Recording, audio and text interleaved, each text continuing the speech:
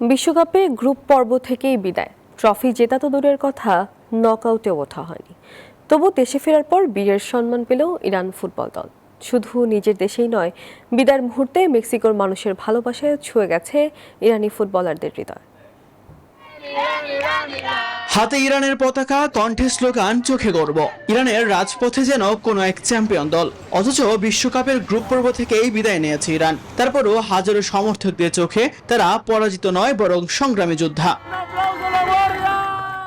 নির্ধারিত ক্যাম্প বদলাতে হয়েছে, ম্যাচের আগের দিন যুক্তরাষ্ট্রে প্রবেশের অনুমতি মিলেছে, আবার খেলা শেষে ফিরতে হয়েছে মেক্সিকোর ঘাঁটিতে।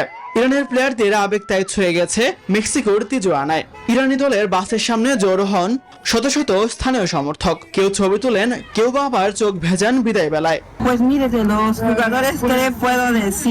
ওয়াও, খেলোয়াড়দের সম্পর্কে আমি আর কি বলতে পারি। তারা খুবই বিনয়ী মানুষ, নিজেদের নিয়ে একদমই অহংকার নেই। আমার কাছে তারা মাঠে যোদ্ধা ছিল, এখনো যোদ্ধাই আছে। তারা সবসময় তাদের সেরাটা উজাড় করে দেয়।